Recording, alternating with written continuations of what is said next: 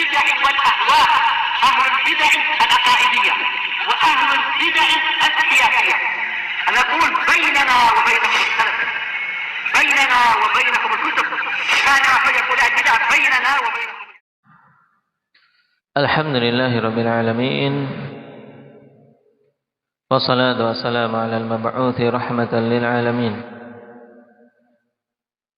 وعلى آله وأصحابه ومن تبعهم بإحسان إلى يوم الدين. Amma ba'd.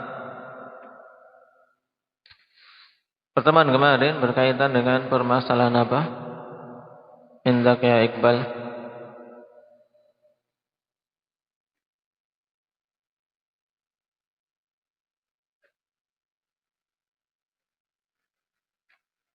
Nah, berkaitan dengan masalah mahabbah fillah dan al-bughdhu fillah.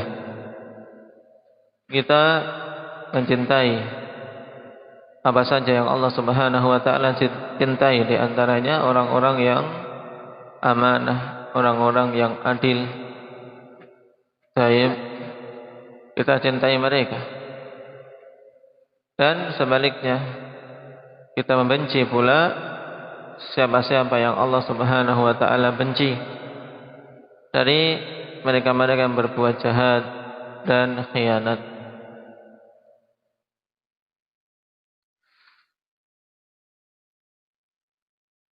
Pada pembahasan ini, ikhwanifillah, kemarin juga telah kita bisa bedakan antara mahabbah fillah dan mahabbah ma'allah.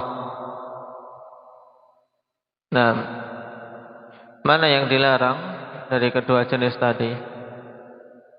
Selawat.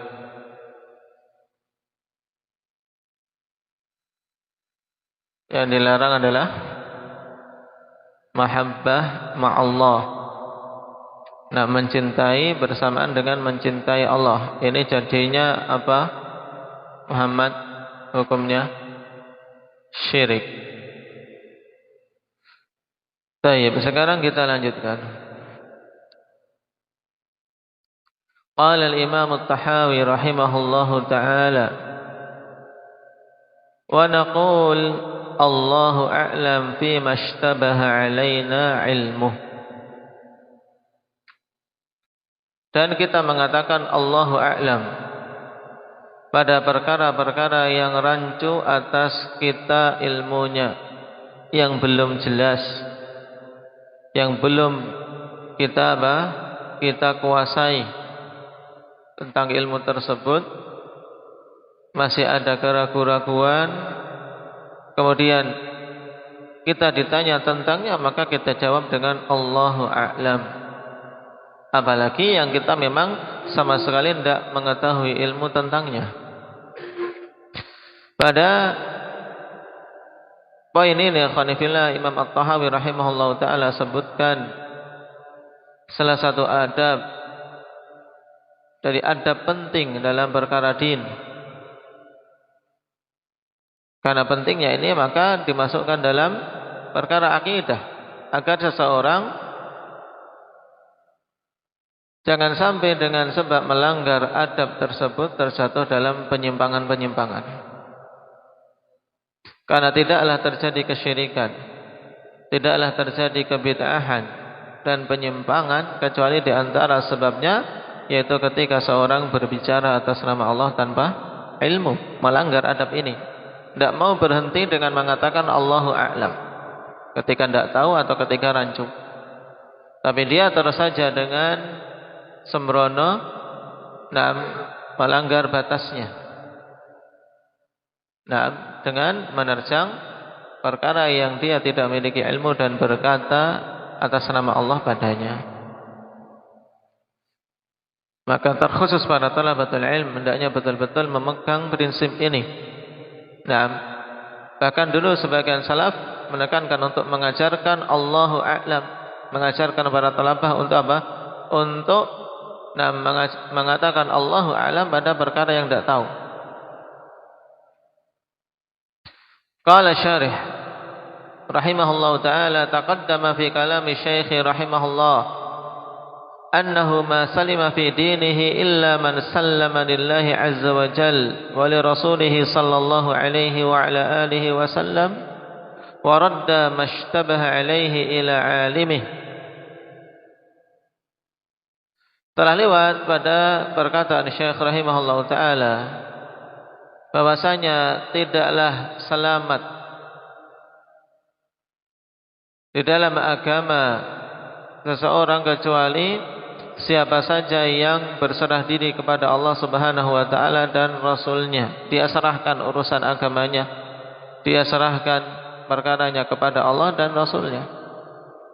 Kemudian mengembalikan ilmu perkara-perkara yang dia rancu padanya kepada yang mengilmuinya.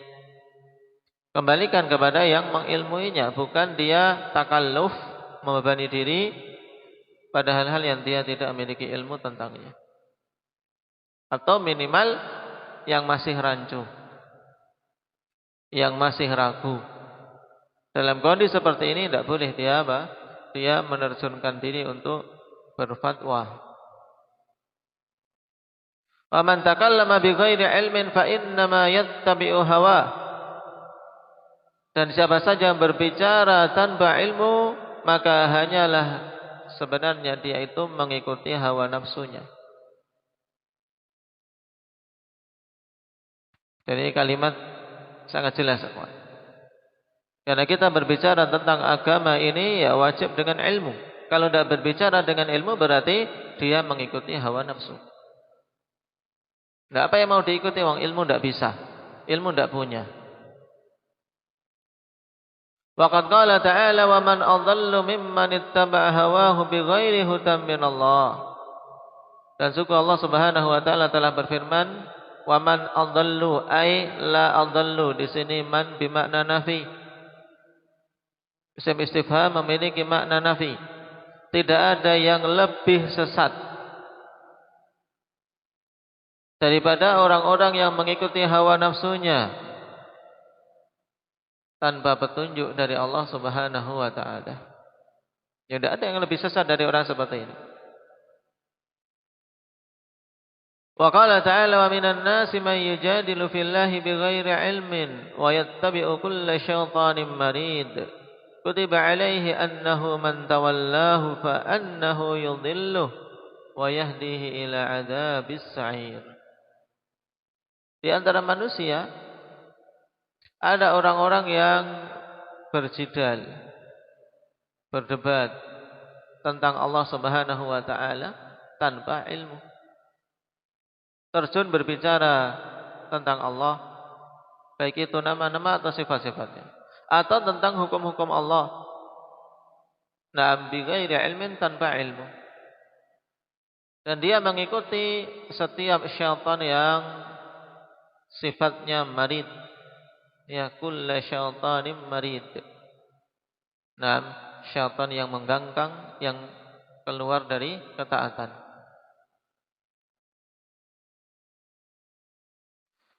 Dan ditetapkan atasnya bahwasanya siapa saja yang berwala kepada syaitan, menjadikan syaitan sebagai rujukan, sebagai penolong dan pelindungnya, maka sungguhnya syaitan itu akan menyesatkan dia dan menunjukinya ke jalan yang akan mengantarkan pada azab yang menyala-nyala. Wa yahdihi ila adzabis sa'ir. Dan pada ayat ini sangat jelas, syaitan itu tidak boleh dijadikan sebagai panutan, tidak boleh diikuti. Kenapa? Karena dua hal pokok yang mesti akan dia dapat dari syaitan, yaitu apa? Yudhillu wa yahdihi ila adzabis sa'ir. Syaitan akan sesatkan dia di dunia dan akan antarkan dia menuju ke azab neraka di akhirat. Wal'iyadzu billah. Wa qala ta'ala alladzina yujadiluna fi ayatillahi bighairi sultanin atahum kabura maqtan 'indallah wa 'indal ladzina amanu kadzalika yatba'ullahu 'ala qalbi kulli Naam, kadzalika yatba'ullahu ala kulli qalbi mutakabbirin jabbar. Orang-orang yang berdebat tentang ayat-ayat Allah tanpa sultan, ayat tanpa ilmu. Maksudnya tanpa ilmu, yaitu berdebat tentang ayat-ayat Allah, membicarakan tentang ayat-ayat Allah tanpa ilmu yang datang kepada mereka. Maka bagaimana keadaan orang-orang seperti ini? Kabura maqtan indallah wa indal ladzina amanu. Maka sungguh besar kemurkaan Allah, kemurkaan yang demikian itu di sisi Allah dan di sisi orang-orang yang beriman. Orang-orang yang beriman saja membenci. Nah, mereka-mereka yang berbicara tentang ayat-ayat Allah tanpa landasan ilmu. Terlebih lagi zat yang maha kuasa untuk menghukum mereka, yaitu Allah Subhanahu wa ta'ala. Demikianlah Allah Subhanahu wa ta'ala tutup setiap hati orang-orang yang menyombongkan diri. Kadzalika yatba'ullah ala kulli qalbi mutakabbirin. Ya, hati orang-orang yang menyombongkan diri akan dikunci. Nah, selain dia mutakabbir pada dirinya, menyombongkan diri, congkak, tapi dia juga jabbar. Ya, dia memaksa, suka memaksa, berbuat sewenang-wenang kepada yang lainnya.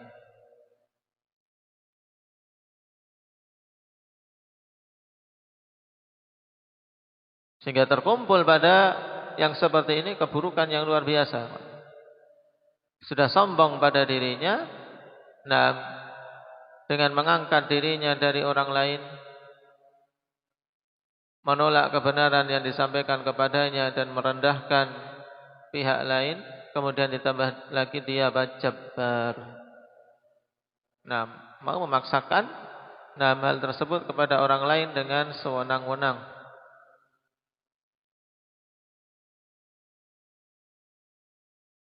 Wa qala ta'ala qul innama harrama rabbiyal fawahisha ma dhahara minha wa ma batana wal ithma wal baghi bighairil haqq wa an tusyriku billahi ma lam yunazzil bihi sultana wa an taqulu 'ala Allahi ma la ta'lamun. Allah katakan, qul, khitab kepada siapa ini Ismail? Kepada Nabi Muhammad sallallahu alaihi wasallam. Qul ayyuhan nabi, katakanlah wahai nabi, hanyalah Rabbku mengharamkan al-fawahish, perkara-perkara yang keji. Yang jelas sekali kekejiannya. Ma dhahara minha wa ma batan, yang nampak darinya maupun yang tersembunyi. Baik itu zina maupun perbuatan kaum Lut. Yang pada masa ini sungguh kita sangat prihatin dengan dengan maraknya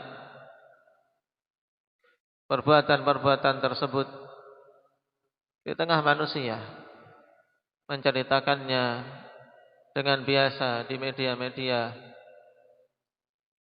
Maka banyak-banyak memohon pada Allah Subhanahu wa taala agar diberi perlindungan dan dijauhkan dari keburukan-keburukan tersebut. Apalagi berkaitan dengan LGBT yang terus-menerus semakin marak dan semakin diupayakan oleh musuh-musuh Allah Subhanahu wa taala untuk mendapatkan legalisasi sehingga diterima di tengah manusia, padahal itu sesuatu yang menyelisihi fitrah yang telah Allah Subhanahu wa taala tetapkan. Wal itsma, dan Allah haramkan perbuatan dosa.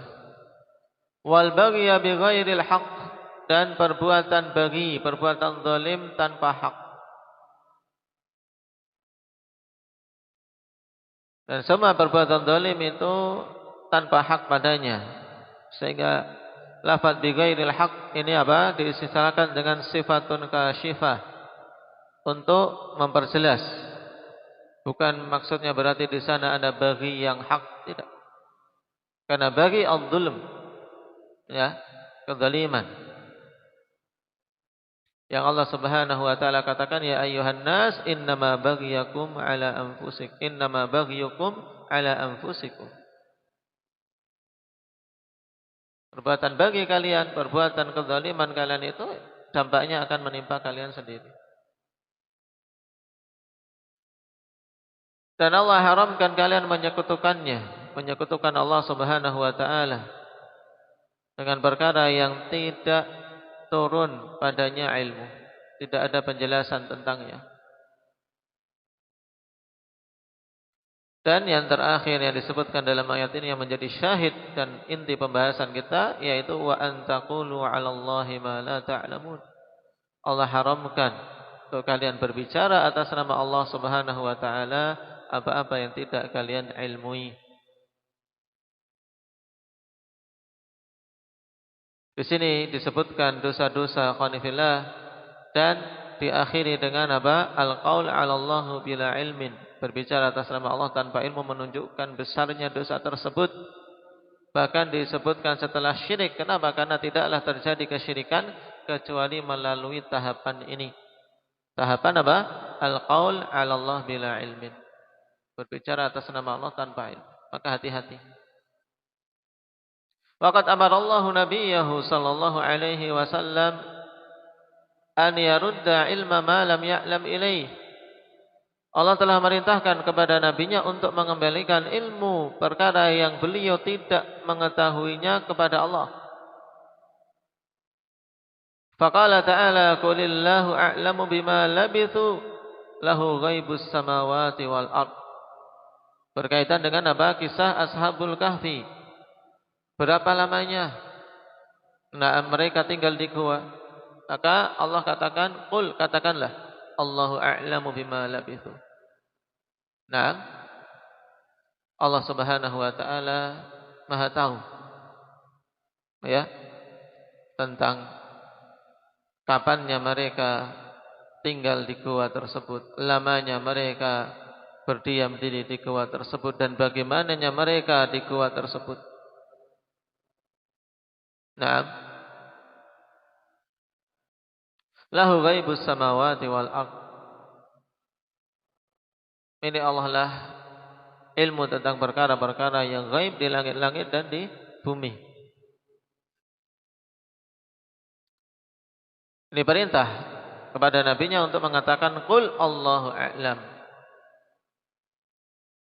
Demikian pula firman Allah, qur rabbi a'lamu bi'iddatihim. Nah, katakanlah, wahai Nabi, Rabbku Maha tahu tentang jumlah mereka. Taib. Tentang jumlah berapanya Ashabul Kahfi. Nah, siapa yang bisa mendatangkan ayatnya? Nah, Inda Yusuf. Nah, Allah Subhanahu wa taala katakan sayaquluna thalathatur rabi'uhum kalbuhum wa yaquluna khamsatun sadisuhum kalbuhum rajman bil ghaib wa yaquluna sab'atu wa thaminuhum kalbuhum qur rabbi a'lamu bi'iddatihim ma ya'lamuhum illa qalil. Nah, ilmu mereka itu sedikit saja. Nah, berdebat pada perkara yang tidak memiliki ilmunya, cuma ngira-ngira, tidak ada faedahnya. Satu mengatakan, nah, salasah, empatnya adalah anjingnya. Yang lainnya mengatakan khamsah, 5, dan yang keenam adalah anjingnya. Taib, hanya rajman bil ghaib. Duga-dugaan pada perkara yang di luar keilmuannya, di luar pengetahuannya. Taib. Makanya Allah Subhanahu wa taala katakan, "Qur rabbi a'lamu bi'iddatihim." Wahai Nabi, katakanlah, Rabbku yang Maha tahu tentang jumlah mereka secara pastinya. Faqad qala sallallahu alaihi wa ala alihi wa sallam lamma su'ila an atfalil musyrikin, Allahu a'lamu bima kanu 'amilin. Dan Rasulullah sallallahu alaihi wasallam telah berkata tatkala ditanya tentang anak-anak orang musyrik yang mati. Ya. Anak-anak orang musyrik yang belum mencapai usia balik, yang belum terkena pembebanan, belum ditulis dosa atas mereka, bagaimana mereka ketika mati? Maka Allah Subhanahu wa taala, Rasulullah katakan, Allahu a'lamu bima kanu 'amilin. Allah Maha tahu dengan apa-apa yang mereka amalkan, mereka lakukan. Maka dalam hadis ini, ikhwan, yang dikeluarkan oleh Imam Bukhari dan Muslim dari Abi Hurairah, juga dikeluarkan oleh Imam Bukhari dan Muslim dari Ibnu Abbas, menunjukkan bahwasanya anak-anak orang musyrik tidak dipastikan bahwasanya mereka itu penduduk surga atau penduduk neraka. Nah, walaupun bayi mati, bayi dari seorang musyrik, ini kita tidak memastikannya. Adapun hadis Samurah yang dikeluarkan oleh Imam Bukhari tentang kisah Nabiullah Ibrahim yang dilihat oleh Nabi sallallahu alaihi wasallam di sekelilingnya wildan, di sekelilingnya itu anak-anak kecil. Ini menunjukkan faedah bahwasanya memang di antara anak-anak orang musyrik yang tersebut ada yang dimasukkan ke dalam surga. Tapi untuk kita pastikan bahwasanya mereka ini penduduk surga atau penduduk neraka, tidak. Baik. Ini kita jamakkan antara hadis tersebut. Sebagaimana pula telah dirajihkan oleh Syekhul Islam dan Ibnu Qayyim rahimahullahu taala serta Ibnu Katsir dan jumhur ahli sunnah. Nah, bahwasanya anak-anak orang musyrik, ikhwan, kita tidak memastikan apakah dia di surga atau di neraka. Baik. Kenapa? Karena perkara mereka kelak di akhirat adalah yumtahanun. Mereka itu diuji di akhirat. Nah, anak-anak orang musyrik di akhirat diuji.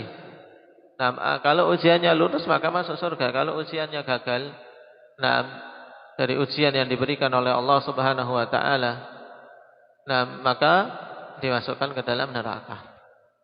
Makanya ada anak-anak orang musyrik yang masuk ke dalam surga, dan itulah yang dilihat oleh Nabi bersama dengan Nabiullah Ibrahim, berada di sekeliling Nabi Ibrahim. Dan ada yang dimasukkan ke dalam neraka ketika tidak lulus dalam imtihan di akhirat kelak.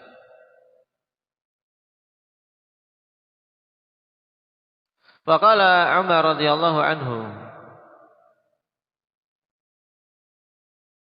ittahimur ra'ya fid din.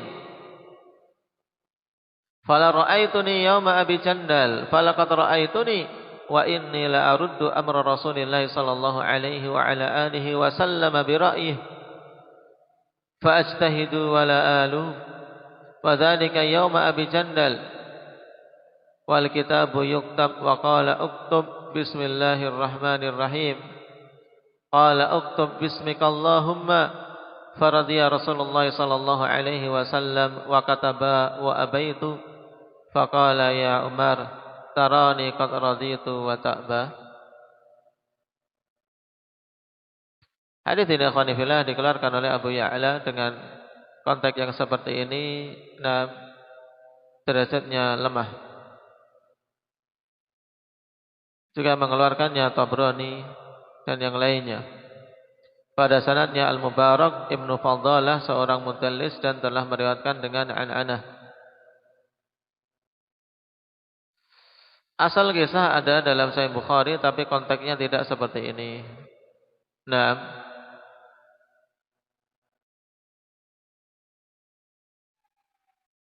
Adapun makna jelas di sini, nah, Umar menyatakan di awal untuk apa? Ittahimur ra'ya fiddin. Ya, duduklah pemikiran yang muncul dari diri sendiri dalam perkara agama ini. Dalam artian kalau ada muncul pemikiran pada benak kita kok bertentangan dengan dalil, maka tuduhlah pemikiranmu bahwasanya pemikiranmu yang salah. Ini maksudnya. Kemudian beliau mengisahkan bagaimana pemikiran beliau saat itu ketika apa? Ketika berseberangan dengan apa yang ditetapkan oleh Nabi pada peristiwa Abi Jandal.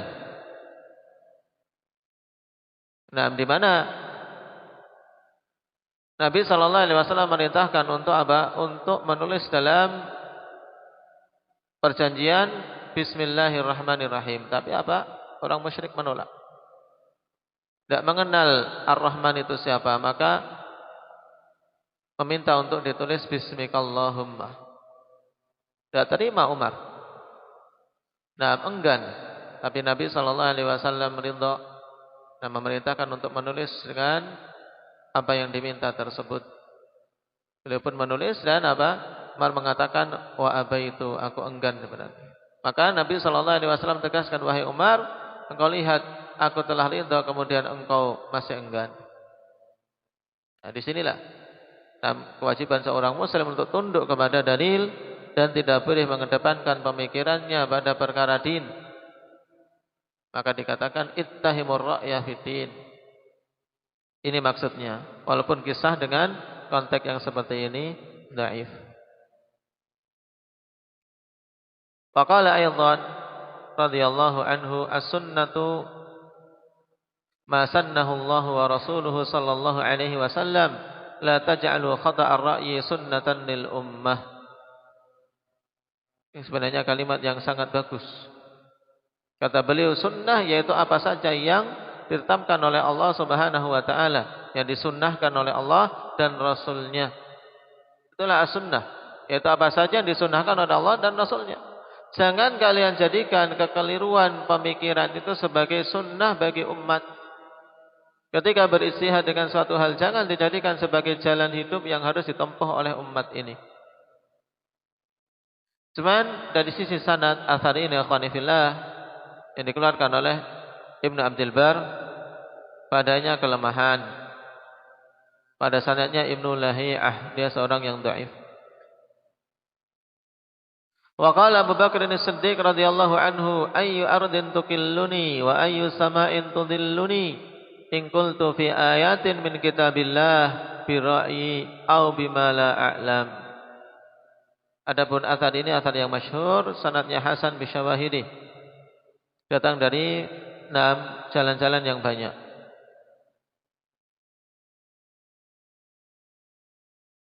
Abu Bakar mengatakan, bumi yang mana yang akan mampu memikul beban tubuhku? Ayu ardin tukilluni, atau lebih mudahnya, bumi yang mana yang aku pijak? Dan langit yang mana yang akan menaungiku jika aku berkata pada suatu ayat dari kitabullah dengan pemikiranku sendiri atau dengan apa-apa yang tidak aku ilmui. Ini prinsip yang hendaknya dipegang oleh setiap mukmin berkaitan dengan ayat-ayat Allah dan hukum-hukum Allah, untuk dia tidak terjun maju kecuali dengan ilmu. Wa dzakara al-Hasan ibnu Ali al-Hulwani حدثنا عارم قال حدثنا حماد بن زيد عن سعيد بن أبي صدقة عن ابن سيرين قال لم يكن أحد أهيب لما لا يعلم من أبي بكر ولم يكن بعد أبي بكر أهيب لما لا يعلم من عمر رضي الله عنهما وإن أبا بكر نزلت به قضية فلم يجد في كتاب الله منها أصلا ولا في السنة أثرا فاجتهد برأيه ثم قال هذا رأيي فإن يكن صوابا فمن الله وإن يكن خطأ فمني وأستغفر الله. Ini menunjukkan ketawaduan yang luar biasa dan kehati-hatian yang luar biasa, ikhwan. Kenapa? Semua ini karena keilmuan. Disebutkan oleh Hasan Ibn Ali Al-Khalwani, riwayat dari Arim, dari Hamad ibn Zaid, dari Sa'id ibn Abi Sadaqah, dan berakhir pada Muhammad ibn Sirin. Beliau mengatakan tidak ada seorang pun yang lebih khawatir, yaitu ahyab, yaitu maksudnya apa? Takut, lebih takut. Tidak ada seorang pun yang lebih takut pada perkara yang dia tidak ilmui untuk dia maju melebihi Abu Bakar. Tidak berani untuk maju pada perkara yang dia tidak ilmui.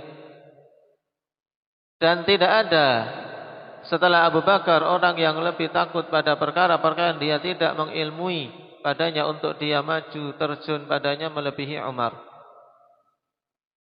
Dan sungguhnya Abu Bakar apabila turun padanya suatu peristiwa, suatu hal yang butuh keputusan, dan dia tidak mendapati dalam kitabullah asalnya, ya, tidak mendapati apa? Asalnya, tidak mendapati secara tegas penyebutannya dalam kitabullah, tidak pula mendapati dalam sunnah Rasulullah SAW, maka beliau pun berijtihad dengan pemikiran beliau, kemudian mengatakan ini adalah hasil pemikiranku. Jika itu benar maka dari Allah, dan jika itu keliru maka dari diriku sendiri, dan aku meminta ampunan kepada Allah. Ini juga athar yang bagus, tapi sayang ikhwani fillah pada sanadnya kedhaifan lagi. Disebutkan oleh Ibn Abdul Bar dalam Jami' beliau secara mu'allaq dari Hasan Ibn Ali Al-Halwani, dan terjadi inqita' antara Muhammad ibn Sirin dan Abu Bakar. Baik.